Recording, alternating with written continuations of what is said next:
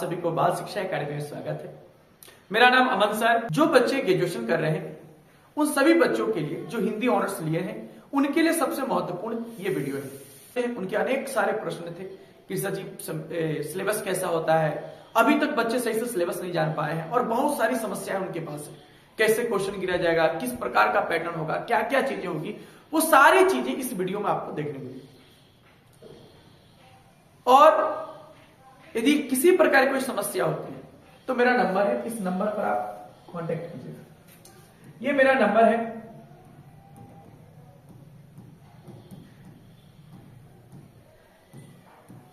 और ये मेरा फोन नंबर है।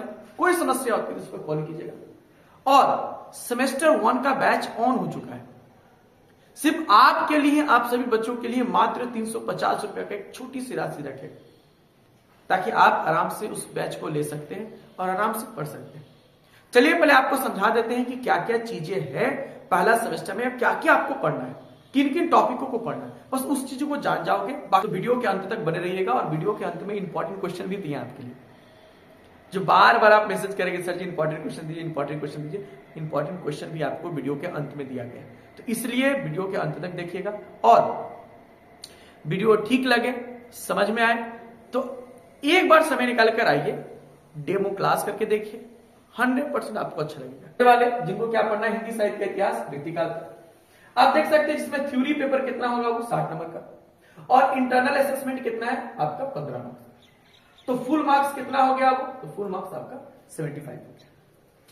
इकाई 1 में हमें क्या पढ़ना है, टॉपिक समझ लीजिएगा। इकाई 1 में हमें क्या पढ़ना है, हिंदी साहित्य के इतिहास के लेखन की परंपराओं को पढ़ना है, काल विभाजन और नामकरण के बारे में पढ़ना है, आदिकाल काव्य, पृष्ठभूमि, प्रवृत्तियां, नामकरण, प्रमुख कवि, सहपाल, चंद्रबरदाई, अब्दुल रहमान,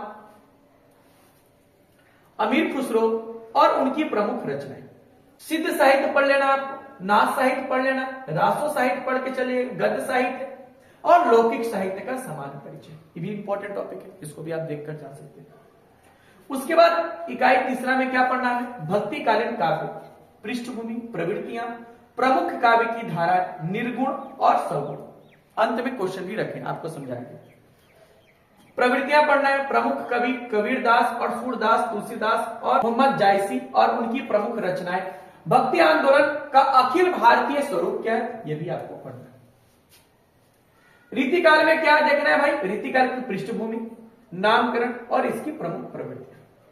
इसके कौन कौन से प्रमुख कवि हैं, तो इसके प्रमुख कवि कौन है, केशवदास, भूषण, बिहारी, घनानंद और उनकी प्रमुख रचनाएं। तो ये सारा को पढ़ना है। ये सारी इंपॉर्टेंट चीजें, कहां से क्वेश्चन बनेगा, कैसे क्वेश्चन बनेगा, वो आप सबको हम समझाएंगे।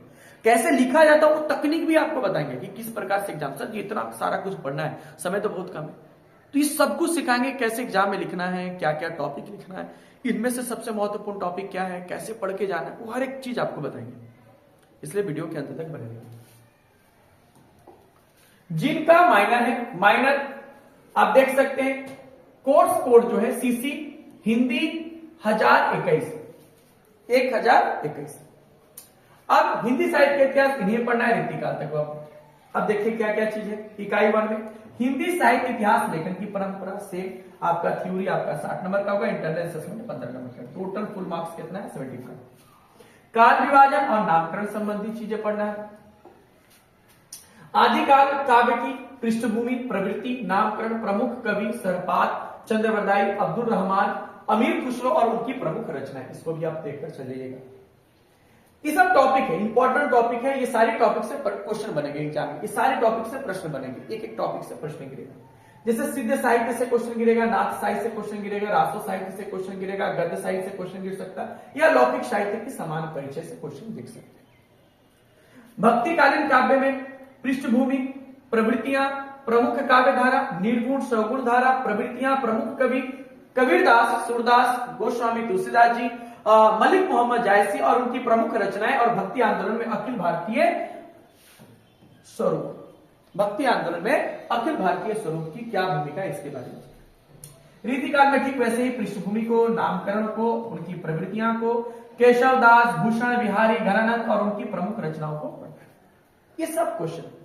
अब इतना सारा टॉपिक है, सभी टॉपिक से प्रश्न बनेंगे, इसमें प्रश्न भी बनेंगे कैसे, मतलब बड़े प्रश्न और 2 नंबर वाले प्रश्न आपको देखने मिलेंगे। वो सब कुछ अभी आपको समझाएंगे। वन से कैसा क्वेश्चन गिर सकता है वो क्वेश्चन भी आपके लिए लेकर आए, उसको देख लीजिए। गाशा दाताशी के ग्रंथ का नाम और उसके महत्व बताइए।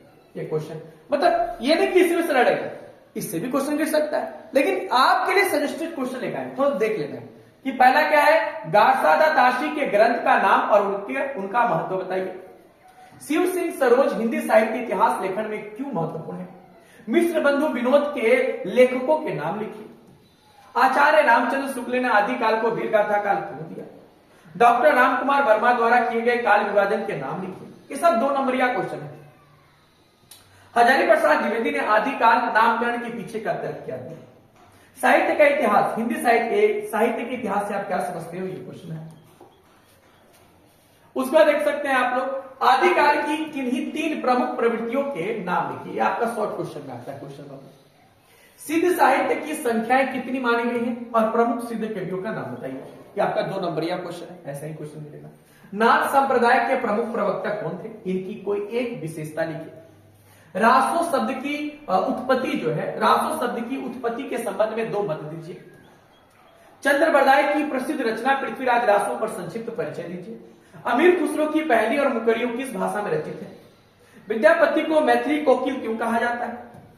लौकिक साहित्य की किसी एक प्रमुख रचना का नाम और लेखक का नाम बताइए। ये सब 2 नंबर या क्वेश्चन है, ये सब 2-2 नंबर में आपको पूछने वाले हैं। भक्ति काल को हिंदी साहित्य का स्वर्णयुग क्यों कहा जाता है।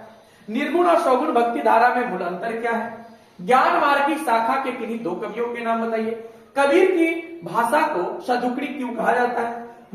मलिक मोहम्मद जायसी की पद्मावत की भाषा कौन सी है। सूरदास की किन्हीं 3 प्रमुख रचनाओं के नाम लिखिए। तुलसीदास ने रामचरितमानस की रचना किस भाषा में की। गोस्वामी तुलसीदास जी ने रामचरितमानस की रचना किस भाषा में की, इसके बारे में बताइए। अष्टछाप के जहाज किसे कहा जाता है और क्यों। भक्ति आंदोलन के दक्षिण भारत से उत्तर भारत आने के मुख्य कारण क्या थे। ये सारे शॉर्ट क्वेश्चन में आपको देखने मिल सकते हैं, इसी में से प्रश्न कर सकते हैं। रीति शब्द का अर्थ स्पष्ट कीजिए। रीतिबद्ध और रीति मुक्त कवियों में से एक का अंतर बताइए, एक प्रमुख अंतर बताइए। और बिहारी लाल की एक मात्र रचना बिहारी ससई में कितने दोहे हैं। कवि भूषण को वीर रस का कवि क्यों माना जाता है। घनानंद की कविताओं में पीड़ा और विरह का क्या स्थान है। रीतिकाल के किन्हीं 3 प्रमुख आचार्यों के नाम लिखिए। ये लीजिए, हिंदी साहित्य की इतिहास और काल विभाजन से क्या आता है। तो देखिए क्या है क्वेश्चन कि हिंदी साहित्य इतिहास लेखन की परंपरा पर प्रकाश डालते हुए प्रमुख इतिहासकारों जैसे रामचंद्र शुक्ल हुए, हजारी प्रसाद द्विवेदी जी हुए की योगदानों की चर्चा कीजिए। ऐसे लोग क्वेश्चन आपको एग्जाम में देखने मिल सकते हैं। या हिंदी साहित्य के काल विभाजन और नामकरण की समस्याओं को एक निबंध लिखिए और आचार्य शुक्ल द्वारा किए गए काल विभाजन की प्रासंगिकता को स्पष्ट कीजिए। ऐसे क्वेश्चन आपको कह सकते हैं एग्जाम में देखने को मिल सकते हैं। आदिकाल काव्य की प्रमुख प्रवृत्तियों का विस्तार पूर्वक वर्णन करें। रासो साहित्य की प्रामाणिकता और उसकी प्रमुख विशेषताओं पर प्रकाश डालें।